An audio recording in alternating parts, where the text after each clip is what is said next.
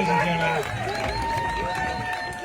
This is the sort of man he is. I met him first on our show about a month and a half ago, and he just resigned from the police force because he found it unconscionable to continue to engage in what was being asked of him. And he really just came up here to enjoy the day and hang out with you lovely people. But by popular demand, ladies and gentlemen, Mr. Craig Backman.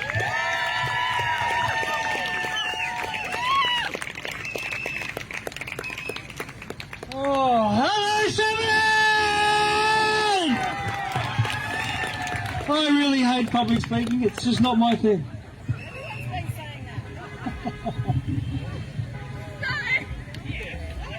So, for those, I guess, who don't know me, yeah, my name's Craig Backman. I was a police officer for about 7 years. Like many of you, I guess, you can see through the garbage that was this so-called pandemic. Many police, including the police here from here in Shepparton, I suppose. I mean, how many of you guys have had some sort of interaction with the police, local police here, regarding pandemic legislation or, let's say, show directions, where they've kind of looked the other way and didn't do anything about it? Would there be many? I can't see. Just a hands up if they look the other way.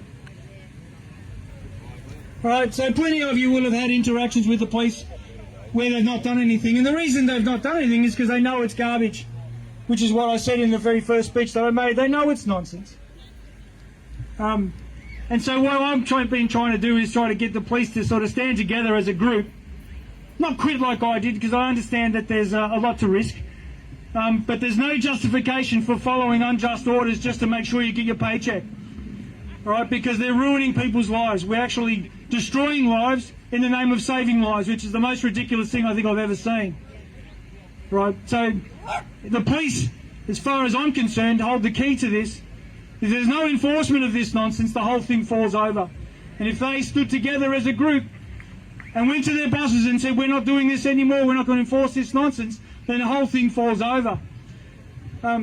So I truly believe most of the police, they are truly good people. They're here and they want to have the best interests of the community at heart. But they're just trapped. They feel scared. Right? They don't want to lose what they got. But I think in every dark cloud, and this has been a cloud for the last couple of years, it's been harder for most of us that are here today because we've been awake to this nonsense for longer than most. Am I correct?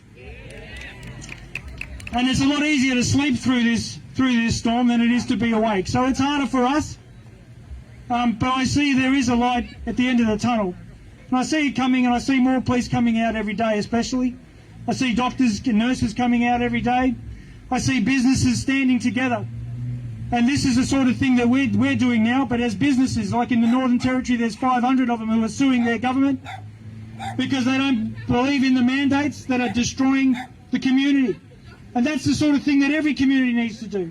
We can rely on, talk about politicians until the cows come home. I don't trust one of them. What I do trust is the people in this park who are standing here together, right, in defiance of what this tyranny is.